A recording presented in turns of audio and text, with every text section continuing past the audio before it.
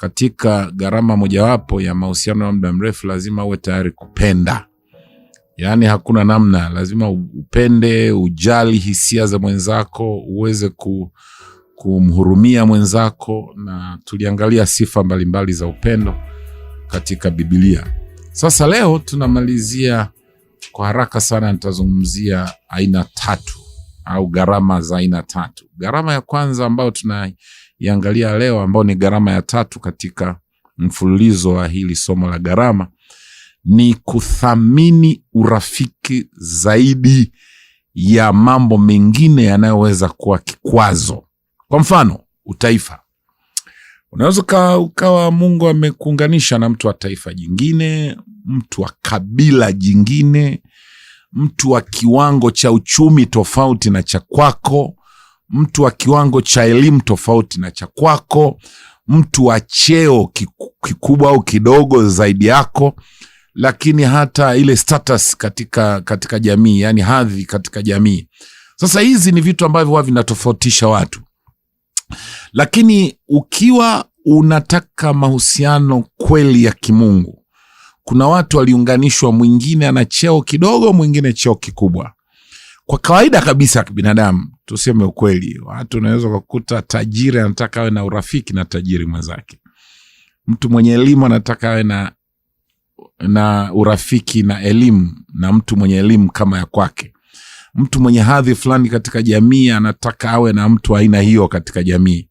Lakini kiukweli kabisa, mahusiano ya kimungu hayajalishi. Yani tunavuka mipaka ya utaifa au kabila, uchumi, kiwango cha elimu, cheo na hadhi katika jamii.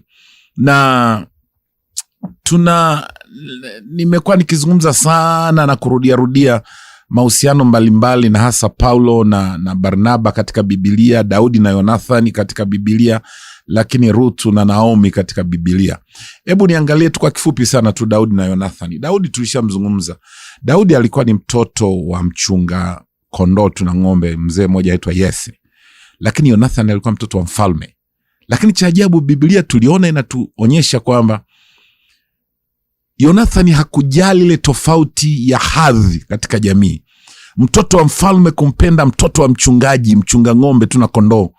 Na Daudi tunajua historia yake, alikuwa ni mchunga kondoo wa baba zake huko mistuni. Na hata unakumbuka hata baba yake, wakati Daudi anachaguliwa na Samuel kuwa mfalme, na hata baba yake mwenyewe alimsahau Daudi. Akasema, mimi na watoto hawa tu, akawapitisha wakubwa wote. Lakini Samuel akasema, hapana, moyoni mwangu ninahisi kuna mtu mwingine. Kweli watoto wako ni hawa tu? Asema, kapo kengine kadogo kanachunga kondoo. Na Biblia inatuonyesha jinsi ambavyo baadaye akasema Samuel mtumishi wa Mungu, hatutakula, hatutakunywa, hatutaendelea na chochote mpaka nimwone huyu mtoto. Mtoto alipokuja akasema huyu ndio atakuwa mfalme. Lakini angalia sasa, huyu pia ilipofika kwa Yonathani, Daudi anaanza urafiki. Yonathani, Biblia inasema akampenda Daudi kama nafsi yake. Kwa hiyo inaonyesha kwamba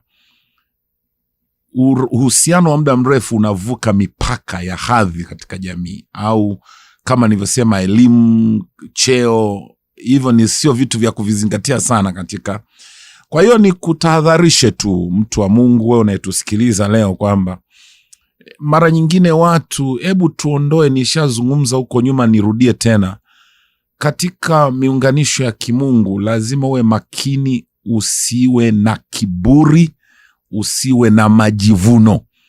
Wazungu wanasema pride and na arrogance. Yani arrogance ni kama utukutu au majivuno.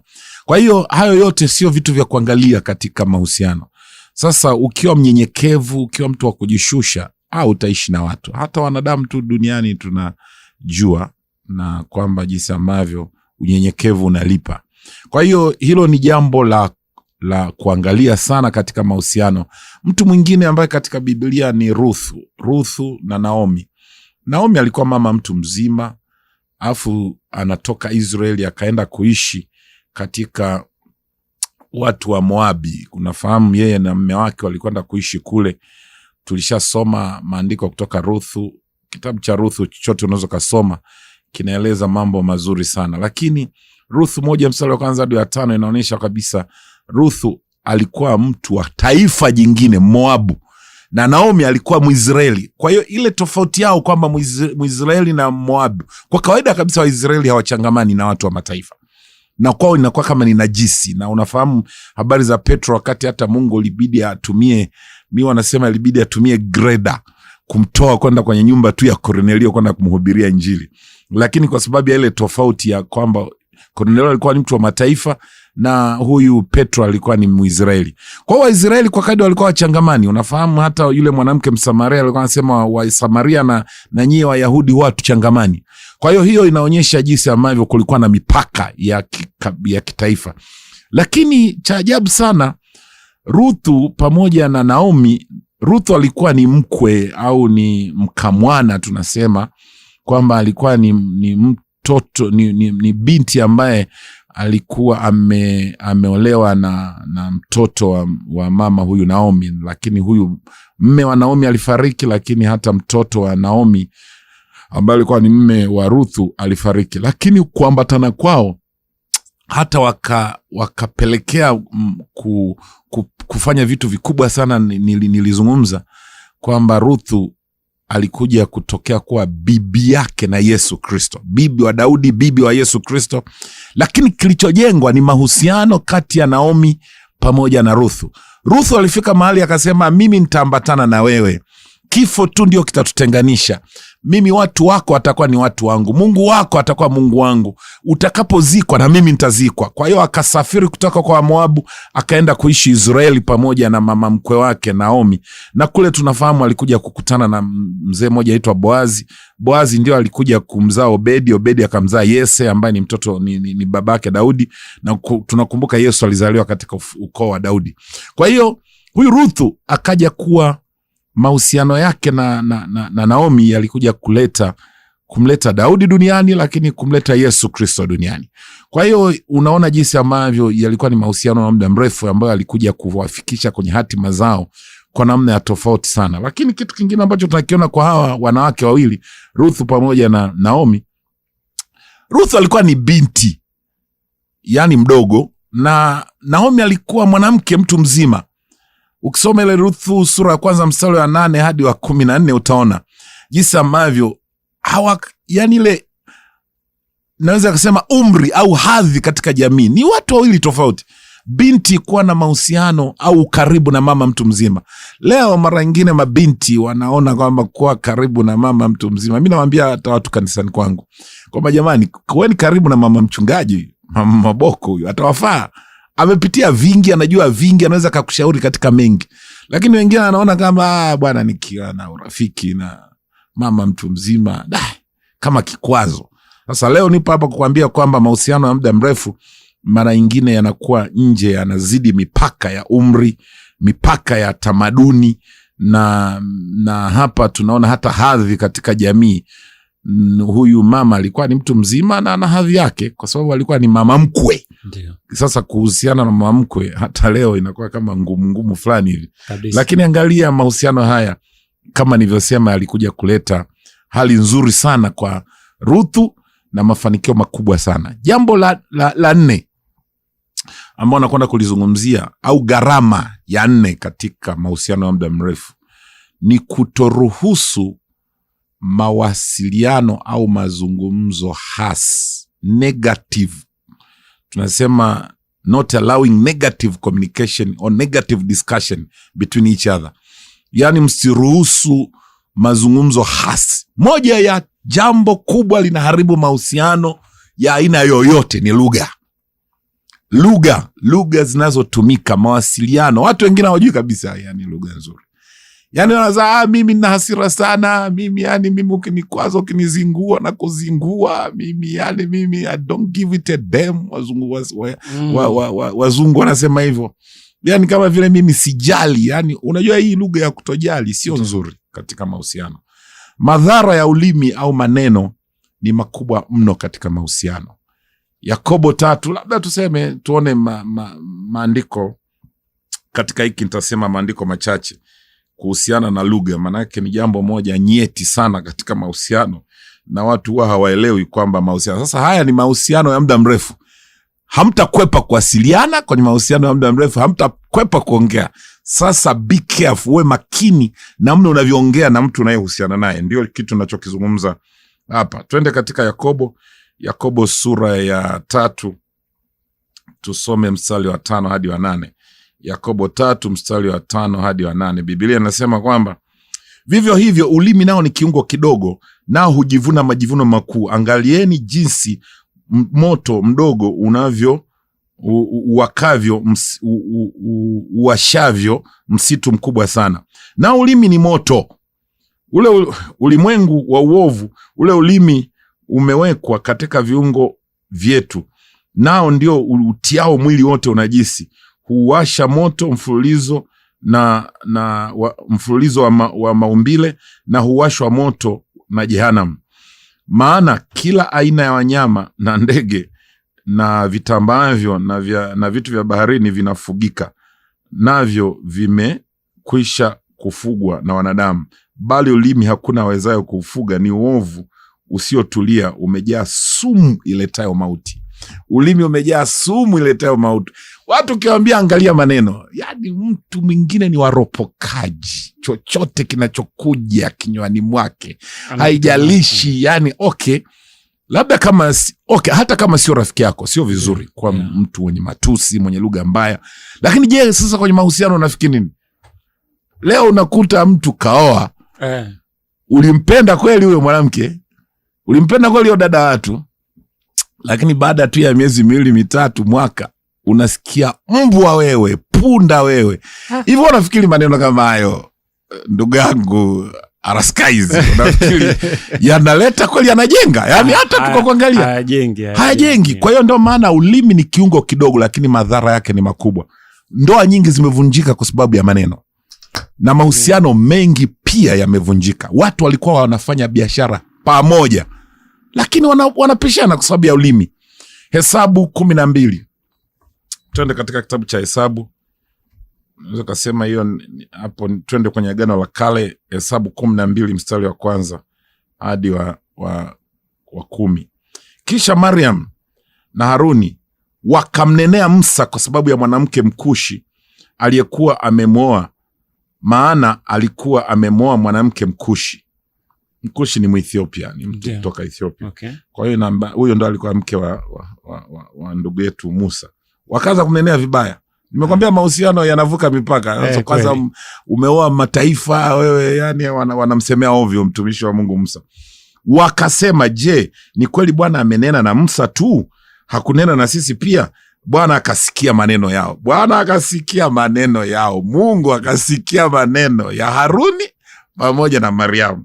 Biblia anasema mstari wa 3, basi huyo Musa alikuwa mpole sana. Fikiria huyo Musa, mtu wa Mungu mpole. Unajua alikuwa mdogo wao. Mariamu pamoja na Haruni Mariamu alikuwa ni dada wa Musa, na Haruni alikuwa ni kaka kabisa, yani kwa kuzaliwa na Musa. Sasa wanasema huyo Musa alikuwa mpole sana, zaidi ya wanadamu wote waliokuwa juu ya uso wa nchi. Wao. Sasa huyu mpole ananenewa na ndugu zake Haruni pamoja na Mariamu.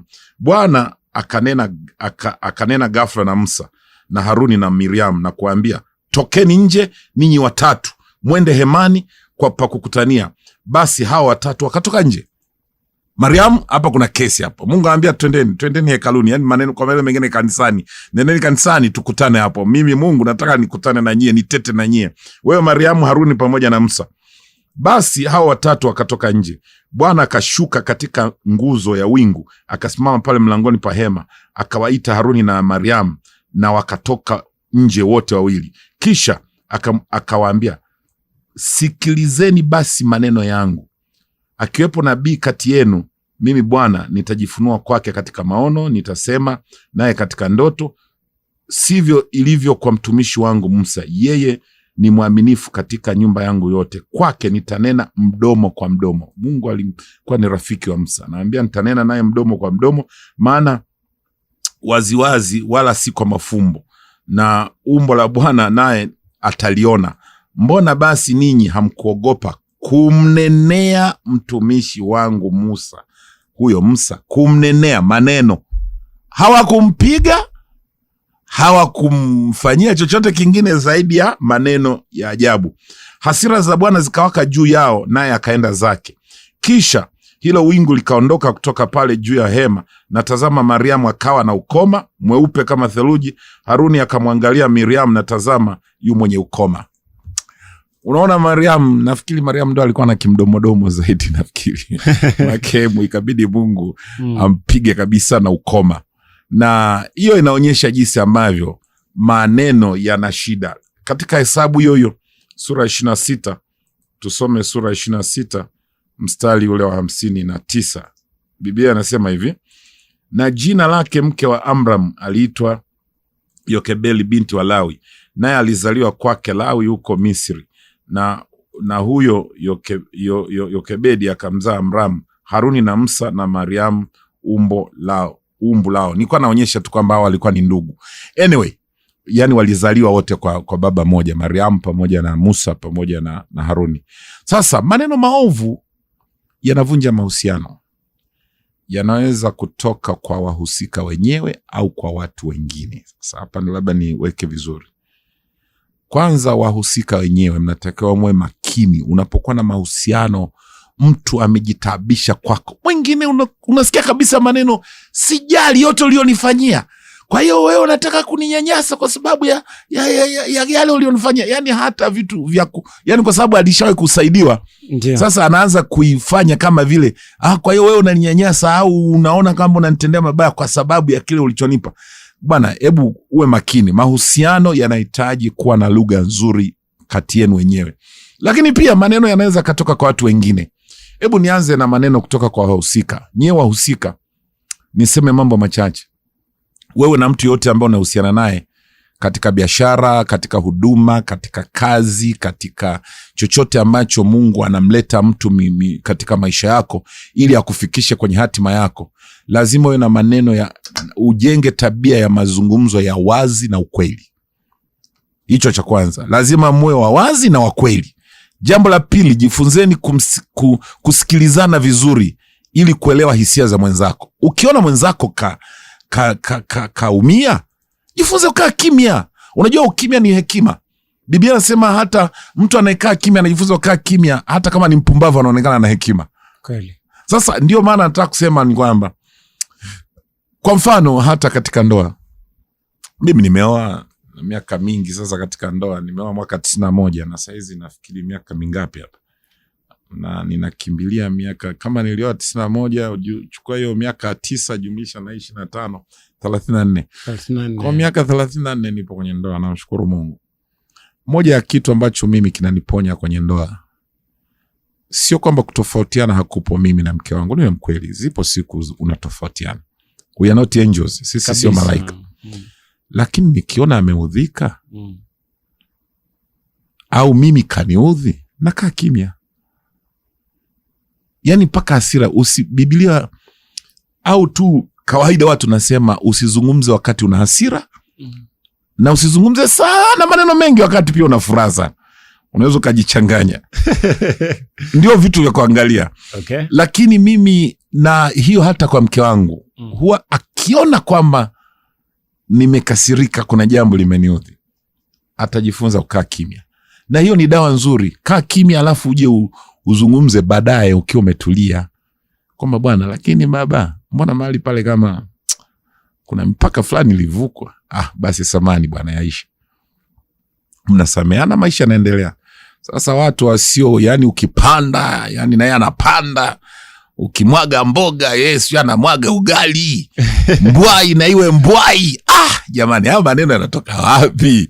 Mimi ndio maana nasema ni vizuri uwe unamsikiliza mwenzio na kujali hisia za mwenzako, lakini pia jenga tabia unyenyekevu na upole mnapotofautiana. Ndiyo. Be humble, build the character of humility and gentleness when you differ. Mnapotofautiana, jifunze sana kuwa mnyenyekevu na mpole. Yani dhibiti, leo wanasema wazungu, ego. Yani dhibiti, yani mimi na ubinafsi moyoni mwako. Lakini epuka maumivu na hasira ya muda mrefu na kutafuta msamaha na maridhiano. Moja ya kitu ambacho watu kinawashinda ni kusameheana. Aliniudhi mimi, alinisemea mimi hivi, sitakuja kumsamehe maisha yangu. Haya maneno yanatoka wapi? Hata Biblia inasema uzuri hata sala ya Bwana, yani Wakristo tunaipenda sana sala ya Bwana. Inasema Baba yetu uliye mbinguni, jina lako litukuzwe, ufalme wako uje, mapenzi yako yatimizwe hapa duniani kama huko mbinguni. Utupe leo riziki, utusamee makosa yetu kama tunavyowasamee waliotuudhi.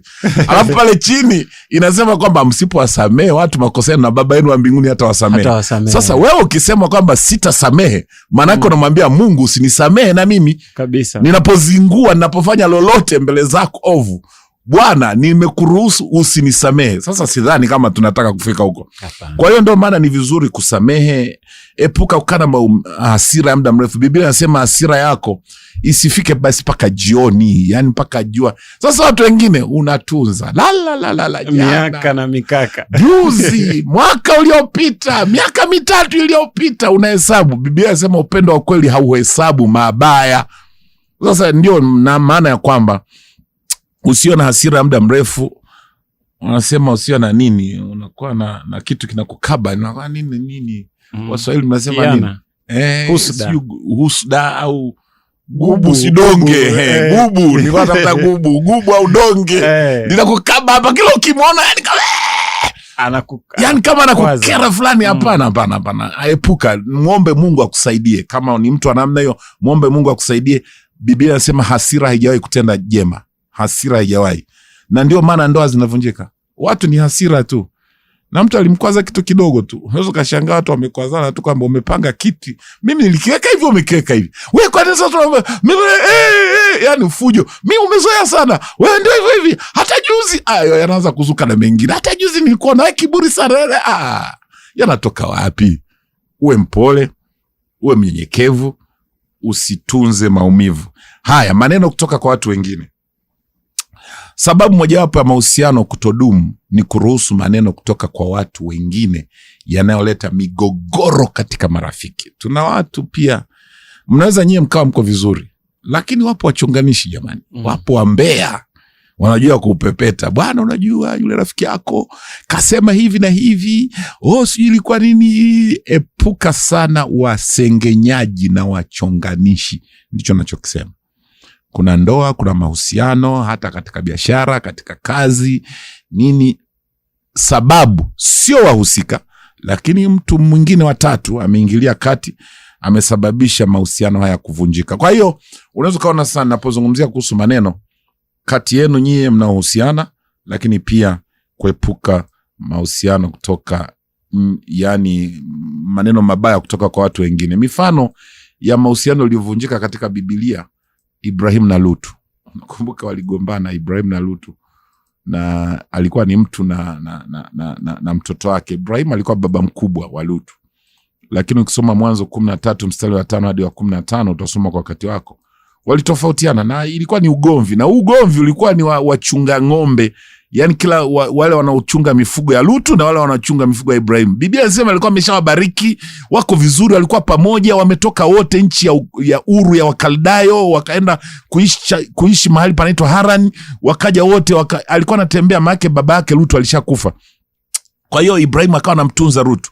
Amefika nchi ya Israeli, wameishi pamoja, wamekaa vizuri, wamebarikiwa, lakini eti wachunga ng'ombe, yani wamegombana huko, wanagombania mahali pa mifugo kunywa maji. Mwisho wa siku ikaleta mfarakano. Unajua Lutu aliamua kutengana na Ibrahim. Akaamua kutengana. Na of course Ibrahim alimwambia, bwana, afadhali kuliko kuendelea kugombana kuzozana, basi ukienda kusini mimi nitaenda kaskazini, ukichagua kwenda mashariki mimi nitaenda magharibi. Kwa hiyo hebu tuachane. Walivyoachana, tunajua aliyemkuta Lutu alikuja kuangamia huko Sodoma na Gomora. Lakini Ibrahim akazidi kupeta na Mungu akambariki sana. Lakini huyu mtoto alitakiwa awe tu mnyenyekevu kwa mjomba wake au kwa anko wake au kwa babake mkubwa.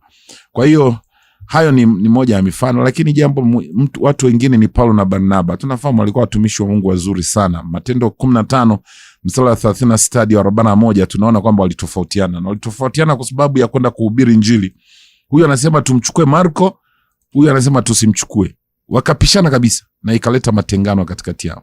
Sio kitu kizuri, lakini tunamshukuru Mungu, tunaamini wana theolojia Paulo na Barnaba walikuja kupatana baadaye. Na ndio maana katika Timotheo wa pili kabla Paulo hajafa anasema, anamwambia Timotheo, uje na Marko ambaye ananifaa sana kwa utumishi. Kwa hiyo walireconcile, waliweza kupatana huko mbele ya safari. Sasa nachotaka kusema ni hivi, kumbuka maneno ya hekima au ya kutia moyo yana nguvu sana katika kujenga na kudumisha mahusiano. Maneno yenye hekima, maneno yenye kutia moyo yana nguvu sana katika kujenga mahusiano ya yote, yawe ya ndoa, yawe ya biashara, yawe ya kanisani, yawe ya huduma, yote yanajengwa na mahusiano yaliyo. Labda nisome tu mstari moja katika Mithali, alafu baadaye tumalizie jambo la mwisho. Mithali sura ya 15. Mithali sura ya 15 mstari wa 1 na wa 2. Inasema, jawabu la upole hugeuza hasira, bali neno liumizalo huchochea ghadhabu. Ulimi wa mwenye hekima hutamka maarifa vizuri, bali vinywa vya wapumbavu humwaga upumbavu. Tafadhali usio na kinywa cha upumbavu kinachomwaga, yani wewe mdomo wako unamwaga upumbavu tu, huna hekima katika kuzungumza, lolote linalokuijia wewe umezungumza. Sasa hiyo sio nzuri sana katika mahusiano. Lakini Biblia inasema ukiwa na jawabu la upole, ukiwa una lugha nzuri ya upole, huwa inageuza hata mtu mwenye hasira zikaondoka, na mwisho wa siku huwa inaleta mahusiano kudumu. Jambo la mwisho katika siku ya leo ninapomalizia kipindi changu ni kuyaombea mahusiano yako yoyote unayoyathamini. Gharama utakayolipa, penda usipende, ni kuyaombea. Watu wa Mungu, nataka nikwambie, iwe ni ndoa yako, iwe ni biashara, mtu mnahusiana katika biashara, katika huduma, katika masomo, katika jambo lolote, katika hatima yoyote, unaona huyu mtu ananifaa katika mambo yangu, hebu uwe na tabia ya kuombea hayo mahusiano. Maandiko yanazungumzia sana maombi katika mahusiano. Yakobo sura ya 5 mstari wa 16. Yakobo 5 mstari wa 16. Yakobo 5 mstari ule wa 16. Biblia inasema, ungameni dhambi zenu ninyi kwa ninyi na kuombeana mpate kuponywa. Kuomba kwake mwenye haki kwafaa sana, akiomba kwa bidii. Ungameni dhambi zenu ninyi kwa ninyi na kuombeana. Kwa hiyo hili swala la kuombeana ni la muhimu sana katika Biblia, na usipokuwa na tabia ya kuombeana, shetani anaweza akapata nafasi, na ndio maana maombi ni ya muhimu sana katika jambo lolote. Hata katika mahusiano nataka nikuhakikishie kwamba jambo la kuombeana ni jambo la muhimu. Warumi 15 mstari wa 5.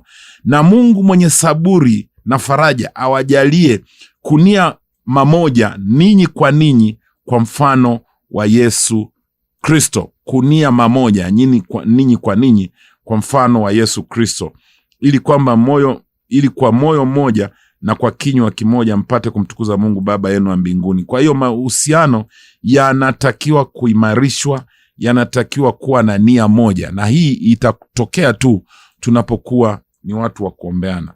Yohana 17 mstari wa 20 hadi wa 23. Yesu mwenyewe, na mshangaa sana Yesu ni kielelezo sana cha sisi ambao tunaishi leo. Yohana sura ya 17 mstari ule wa 20 hadi wa 23. Biblia inasema, wala si hao tu ninaowaombea, lakini na wale watakaoamini kwa sababu ya neno lao. Fikiria, Yesu anasema ninawaombea watu walioamini, watu ambao wamekuja kwangu ninawaombea. Unajua hata leo Biblia inasema Yesu amekaa kwenye kiti cha enzi mkono wa kuume akituombea. Sasa kama Yesu anathamini mahusiano yetu sisi na yeye kwa kutuombea, na hata hapa Biblia inasema akawaombea. Ule mstari wa 21 ile sura ya 17 ya Yohana anasema wote wawe na moja ya maombi, anasema wote wawe na umoja, kama wewe Baba ulivyo ndani yangu nami ndani yako, nao wawe ndani yetu, ili ulimwengu upate kusadiki ya kuwa wewe ndio uliyenituma. Nami utukufu ule ulionipa nimewapa wao, ili wawe na umoja kama sisi tulivyo na umoja. Kwa hiyo kitu kimoja hapo alichokuwa anaombea ni umoja miongoni mwa waamini. Paulo aliombea ustawi wa makanisa yote aliyofungua. Biblia inasema Paulo alikuwa anawaambia ninawaombea ili siku zote mdumu katika hili, ili siku zote muwe namna fulani na fulani. Utasoma kwa wakati wako wa Filipi 1 mstari wa 9 hadi wa 11. Utasoma pia wa Efeso 1 mstari wa 15 hadi wa 23. Utaona jinsi ambavyo Paulo alikuwa anaombea waumini au watu walio katika makanisa aliyokuwa ameyafungua wawe na ustawi, waishi katika imani, katika umoja, katika ushirikiano, katika upendo. Sasa nimalizie tu kwa kusema kwamba mambo muhimu ya kuombea katika mahusiano ni haya yafuatayo. Namba 1, kudumu kwa mahusiano hata kama kuna amani na maelewano katika mahusiano. Kwa maana kwamba hata kama unaona kwamba saizi ni shwari, Ibilisi anaweza wakati wowote, dakika yoyote akaingia na kuleta mtafaruku. Kwa hiyo ombea kudumu kwa mahusiano hata kama sasa hivi unaona kuna maelewano, kuna amani katika mahusiano, kama nilivyosema, mahusiano ya biashara, mahusiano ya kihuduma, mahusiano katika ndoa, mahusiano ya rafiki ambaye anakufaa katika dhiki, anakufaa katika maisha yako. Uwe mwepesi kuyaombea hayo mahusiano hata kama sasa hivi mna amani kabisa ambayo inaendelea, mna maelewano mazuri, yaombea hayo mahusiano. Jambo la pili la kuombea ni uponyaji, msamaha na maridhiano katika mahusiano pale migogoro inapotokea. Migogoro ikitokea, kimbilia kwenye magoti. Huwa tunapofungisha ndoa, mara nyingi mimi nikifungisha ndoa namwambia wanawake, namwambia binti kwamba magoti yako yawe kama wakili asiyeshindwa mbele za Mungu. Sasa hicho kiapo huwa naapa kwamba unakuwa ni wakili asiyeshindwa. Unajua wakili ni king'ang'anizi. Yeah, kabisa. King'ang'anizi, yani hata kesi inakwenda inaonekana kama vile inakwenda kushinda, lakini yupo tu. Anakutia moyo, tutashinda.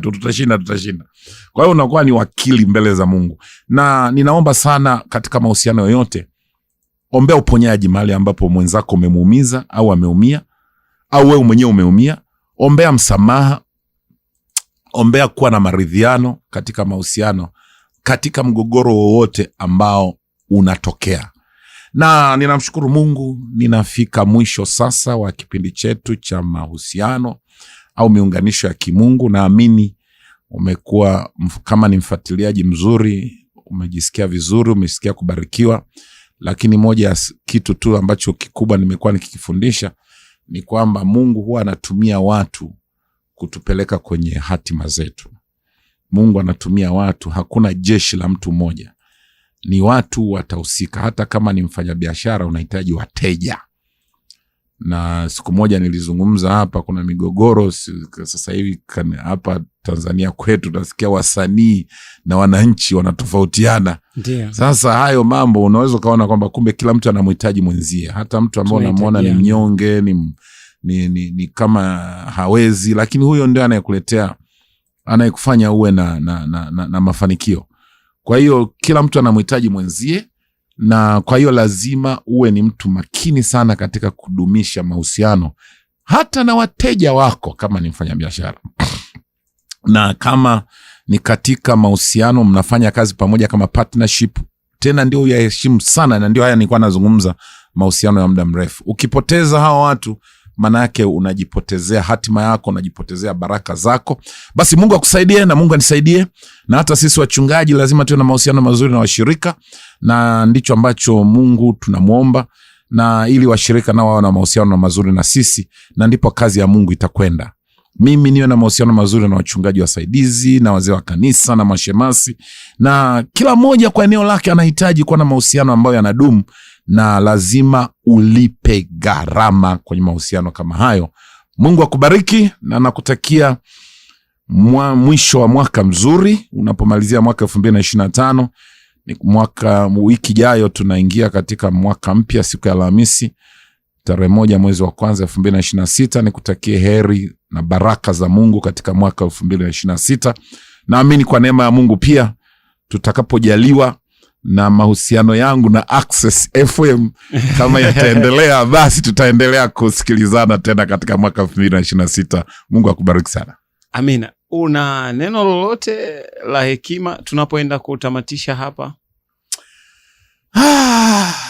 Yani mimi kama kuna kitu ambacho ninakipenda sana na kinanikaa moyoni, ninajua wote tunatakiwa kufanikiwa kabisa katika maeneo mbalimbali, lakini neno ambalo lilishanikana hata likawa ni sehemu ya huduma nayoifanya ni Mathayo 6:33.